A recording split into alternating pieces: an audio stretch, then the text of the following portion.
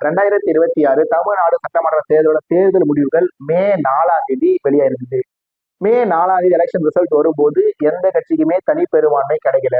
தனிப்பெரும்பான்மை கிடைக்கலனாலுமே முன்னாடியே சொன்ன மாதிரி தமிழக வெற்றி கழகம் 108 இடத்துல ஜெயிச்சு சிங்கிள் லார்ஜஸ்ட் பார்ட்டியா வந்திருந்தாங்க. திரு விஜய் அவர்கள் கவர்னரை மீட் பண்ணாரு. திரு விஜய் அவர்கள் ஆட்சி அமைக்கிறதுக்கான கடிதத்தை கவர்னரிடம் கொடுத்தாரு. ஆனா கவர்னர் என்ன பண்ணாரு, ஸ்ட்ரிக்டா சொல்லிட்டாரு, 118 நம்பர் இந்த கையில காட்டுங்க, இந்த கையில அப்பாயின்மெண்ட் ஆர்டர் கொடுத்தாரு அப்படின்னு சொல்லி கவர்னர் அவர்கள் சொல்லிட்டாரு. 107 எம்எல்ஏக்களோட ஆதரவு பெற்ற திரு விஜய் அவர்கள் அந்த ஆதரவு எம்எல்ஏக்களோட எண்ணிக்கையை 107ல இருந்து 118 உயர்த்துறதுக்கான முயற்சியில் இருக்கும்போது தமிழ்நாட்டு அரசியல்ல இந்த மாதிரி திமுகவும் அதிமுகவும் ஒண்ணு சேர போறாங்க. திமுகவோட ஆதரவுல ஐயா எடப்பாடி பழனிசாமி அவர்கள் தமிழ்நாட்டோட முதலமைச்சர் ஆக போறாரு அப்படின்னு சொல்லி ஒரு நியூஸ் வந்திருந்தது. அந்த நியூஸ் லைட்டா மங்க தொடங்கின உடனே திமுகவும் அதிமுகவும் முத்துவேல் கருணாநிதி ஸ்டாலின் அவர்களும் எடப்பாடி பழனிசாமி அவர்களும் ஒன்று சேர்ந்து விடுதலை சிறுத்தைகள் கட்சியோட தலைவர் திரு தொல் திருமாவளவன் அவர்களை முதலமைச்சர் ஆக்க போறாங்க அப்படின்னு சொல்லி ஒரு தகவல் வந்தது. அந்த தகவல் அப்படியே மங்கின உடனே தாவேகா விசிகா கிட்ட ஆதரவு கேட்டிருக்காங்க. விசிகா தாவேகாவுக்கு ஆதரவு கொடுத்துட்டாங்க. இதனால தாவேகா திருச்சி கிழக்கு தொகுதியோட போட்டியிட வாய்ப்பை விசிகா கிட்ட கொடுக்க போறாங்க. அந்த தொகுதியில திருமாவளவன் அவர்கள் போட்டியிட போறாரு. திரு விஜய் அவர்கள் முதலமைச்சராக பொறுப்பேற்கும் போதே தொல் திருமாவளவன் அவர்கள் தமிழ்நாடோட துணை முதலமைச்சராக பொறுப்பேற்க போறாரு அப்படின்னு சொல்லி ஒரு நியூஸ் வந்திருந்தது. இதுல திமுகவும் அதிமுகவும் ஒண்ணு சேரல. ஐயா எடப்பாடி பழனிசாமி அவர்கள் தமிழ்நாட்டோட முதலமைச்சரா பொறுப்பேற்கல. அடுத்து திமுகவும் அதிமுகவும் ஒண்ணு சேர்ந்து தொல் திருமாவளவன் அவர்களை தமிழ்நாட்டோட முதலமைச்சரா ஆக்கல. அதன் பிறகு திரு சி ஜோசப் விஜய் அவர்கள் தமிழ்நாட்டோட முதலமைச்சரா பொறுப்பேற்கும் போது திரு தொல் திருமாவளவன் அவர்கள் தமிழ்நாட்டோட துணை முதலமைச்சரா பொறுப்பேற்கல. ஏன்னா விடுதலை சிறுத்தைகள் கட்சி தாவேகாவுக்கு ஆதரவு கொடுக்கும் போது நாங்க வெளியில இருந்து ஆதரவு கொடுக்குறோம், நாங்க திமுகவோட கூட்டணியில தான் தொடர்றோம் அப்படின்னு சொல்லி திரு தொல் திருமாவளவன் அவர்கள் அறிவிச்சிருந்தாரு. அடுத்து தமிழக அமைச்சரவையோட ஒரு விரிவாக்கம் நடக்க போகுது அப்படின்னு சொல்லி ஒரு தகவல் வந்த உடனே மறுபடியும் என்ன நியூஸ் வந்துருச்சு, திருமாவளவன் அவர்கள் முதலமைச்சராக போறதா சொன்னாங்க, திருமாவளவன் அவர்கள் துணை முதலமைச்சராக போறதா சொன்னாங்க. இந்த முறை என்ன சொன்னாங்கன்னா திருமாவளவன் அவர்கள் அமைச்சராக போறாரு. மறுபடியும் திருச்சி கிழக்கு தொகுதியில போட்டியிடுற வாய்ப்பை தாவேகா திருமாவளவன் அவர்களுக்கு கொடுக்க போகுது அப்படின்னு சொல்லி ஒரு தகவலையும் கசிய விட்டாங்க. இதுல முதல்ல சொன்ன தகவல் உண்மையா, ரெண்டாவதா சொன்ன தகவல் உண்மையா, மூணாவதா சொன்ன தகவல் உண்மையா அப்படின்னு சொல்லி பல விஷயங்கள் இருந்தாலும் திரு தொல் திருமாவளவன் அவர்களே கூட ஒரு சில பேட்டிகளை கொடுத்திருந்தாலுமே இப்ப கடைசியா என்ன ஆகி போயிடுச்சுன்னா தாவேகாவோட அமைச்சரவையில விசிகா இடம்பெற போறாங்க. திரு வன்னி அரசு அவர்கள் தமிழ்நாட்டோட அமைச்சர் ஆக போறாரு அப்படின்ற ஸ்டேஜ்ல நிறுத்திருக்காங்க. ஆல்மோஸ்ட் நம்மளோட இந்த வீடியோ அப்லோட் ஆகும்போது திரு வன்னி அரசு அவர்கள் மாண்புமிகு தமிழ்நாடு அமைச்சரா பதவி ஏற்றுட்டு இருந்தாலும் இருந்துட்டு இருப்பாரு. பட் திரு வன்னி அரசு அவர்கள் தமிழ்நாட்டு அமைச்சர் ஆகிறாரு ஆகல, அது செகண்டரி. அதை பத்தி நம்ம பின்னாடி பேசிக்கலாம். அதுக்கு முன்னாடி என்னன்னா அதிமுகவும் திமுக ஒண்ணு சேர்ந்து திரு திருமாவளவன் அவர்களை தமிழ்நாட்டை முதலமைச்சர் ஆக்க போறாங்க அப்படின்னு சொல்லி நியூஸ் வந்தப்பனா எனக்கு அதிமுக அரசியல் மேல எண்ணற்ற விமர்சனங்கள் இருக்கு, திமுக அரசியல் மேல எண்ணற்ற விமர்சனங்கள் இருக்கு, திரு தொல் திருமாவளவன் அவங்களோட அரசியல் மேலேயும் எண்ணற்ற விமர்சனங்கள் இருக்கு. பட் அதிமுகவும் திமுக ஒண்ணு சேர்ந்து பொதுவான ஒரு தலைவரா திரு தொல் திருமாவளவன் அவர்களை முதலமைச்சர் ஆக்க போறாங்க அப்படின்னு சொல்லி ஒரு தகவல் வந்தப்ப நான் உண்மையிலேயே சந்தோஷப்பட்டேன். ஏன்னா திருமாவளவன் அவர்கள் தமிழ்நாட்டோட முதலமைச்சரா அட்லீஸ்ட் ஒரு நாளாவது உட்காந்தா மட்டும்தான் அவரோட லெகசின்றது ஃபுல்ஃபில் ஆகும். சரி, அந்த வாய்ப்பு நடக்கல. அடுத்து தாவேகாவுக்கு விசிக்கு ஆதரவு கொடுக்கணும்னா திரு தொல் திருமாவளவன் அவர்களை துணை முதலமைச்சர் ஆக்கணும் அப்படின்ற ஒரு பேச்சுவார்த்தை போனதா தகவல் வந்து. சரி, திரு தொல் திருமாவளவன் அவர்கள் தமிழ்நாட்டோட முதலமைச்சர் தான் ஆகல, அட்லீஸ்ட் திரு தொல் திருமாவளவன் அவர்கள் தமிழ்நாட்டோட துணை முதலமைச்சராக ஆகட்டுமே அப்படின்னு சொல்லி ஆசைப்பட்டா அதுவும் நடக்கல. சரி, திரு தொல் திருமாவளவன் அவர்கள் தமிழ்நாட்டோட முதலமைச்சராகல, திரு தொல் திருமாவளவன் அவர்கள் தமிழ்நாட்டோட துணை முதலமைச்சராகல, அட்லீஸ்ட் திரு தொல் திருமாவளவன் அவர்கள் தமிழ்நாட்டோட அமைச்சராவது ஆவார்னு சொல்லி பார்த்தா அதுவும் இப்ப நடக்க போறது இல்லை. இங்க என்னன்னா திரு தொல் திருமாவளவன் அவர்கள் 2024 நாடாளுமன்ற தேர்தலில் போட்டியிட்டு லோக்சபா எம்பி ஆயிட்டாரு.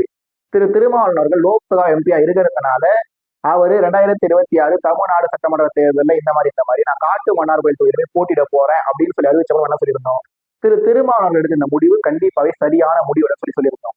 ஆனா அவர் எடுத்த முடிவுல இருந்து பின்வாங்கினாரு. அப்ப நம்ம என்ன சொன்னோம், திரு திருமாவளவன் அவர்கள் முதல்ல எடுத்தது தவறான முடிவு, இப்ப எடுத்திருக்கிறது தப்பான முடிவு, தப்புக்கெல்லாம் தப்பான முடிவுன்னு சொல்லியிருந்தோம். அதன் பிறகு திருமாவளவன் அவர்கள் நிறைய முடிவுகள் எடுத்திருந்தாரு, நிறைய பேட்டிகளை கொடுத்திருந்தாரு, நிறைய கருத்துக்களை தெரிவிச்சிருந்தாரு. பட் திரு தொல் திருமாவளவன் அவர்களை சுத்தி இந்த கடந்த ஒரு 20 to 25 நாள்ல அவரை சுத்தி வந்த அரசியல் நிகழ்வுகளை வச்சு பார்க்கும்போது இந்த மாதிரி நிகழ்வுகள் திரு தொல் திருமாவளவன் அவர்களுக்கும் சரி, விடுதலை சிறுத்தைகள் கட்சிக்கும் சரி சரியான ஒண்ணான்னு சொல்லி கேட்டீங்கன்னா கண்டிப்பாவே இல்லை. திருமாவளவன் அவர்கள் முதலமைச்சர் ஆக போறாரு, முதலமைச்சர் ஆகல. திருமாவளவன் அவர்கள் துணை முதலமைச்சர் ஆக போறாரு, துணை முதலமைச்சர் ஆகல. திருமாவளவன் அவர்கள் அமைச்சர் ஆக போறாரு, திருமாவளவன் அவர்கள் அமைச்சர் ஆகல. இப்ப திருமாவளவன் அவரோட கட்சியை சேர்ந்த வன்னியரசு அவர்கள் தமிழ்நாட்டோட அமைச்சர் ஆக போறாரு. வன்னியரசு அவர்கள் அமைச்சராக போறாரு அப்படின்ற நியூஸை விட அவர் எந்த துறையோட அமைச்சராக போறாரு அப்படின்ற விஷயம் தான் பெரிய அளவு பேசுபொருளா இருக்கு. நாம இதுக்கு முன்னாடி ரமேஷ் அவர்கள் இந்து சமய அறநிலைத்துறை அமைச்சர் ஆனதை பத்தி பேசும்போது சமுதாயத்தை பத்தி எல்லாம் பேசக்கூடாதுங்க, அவர் எந்த மாதிரி செயல்படுறாருன்றத வச்சுதான் அவரோட பெர்ஃபார்மன்ஸ் நம்ம அளவிடணும் அப்படின்ற மாதிரி சொல்லியிருந்தோம். ஆனா இப்ப மேல அந்த மாதிரி பேசியிருந்த நானே தான் ஏன் வன்னியரசு அவர்களை அந்த குறிப்பிட்ட துறையோட அமைச்சராக்க மட்டும்தான் ஆக்கணுமா என்ன? முன்னாடியே ராஜ்மோகன் அவர்கள் எந்த தொகுதியில போட்டிட்டாரு, அவருக்கு அமைச்சர் ஆன உடனே எந்த இலாக்கா ஒதுக்கப்படும் அப்படின்ற தகவல்லாம் வந்தப்ப எண்ணற்ற விமர்சனங்கள் வந்திருந்தது. ஆனா வந்த தகவலுக்கு மாறா இப்ப ராஜ்மோகன் அவர்கள் பள்ளி கல்வித்துறை அமைச்சரா பொறுப்பேற்றுட்டாரு. அது உண்மையிலேயே நல்ல விஷயம் தான். அவர் மேல எனக்கு எண்ணற்ற விமர்சனங்கள் இருக்கு, அவர் மேல பல பேர் கேலி பண்ணுவாங்க, கிண்டல் பண்ணாங்க, எல்லாமே ஓகே. ஆனா இப்ப ராஜ்மோகன் அவர்கள் பள்ளி கல்வித்துறை அமைச்சர் ஆயிட்டாரு, அது ஒரு ஓரமா இருக்கட்டும். இப்ப விடுதலை சிறுத்தைகள் கட்சியோட எம்எல்ஏவான வன்னியரசு அவர்கள் அமைச்சர் ஆக போறாரு.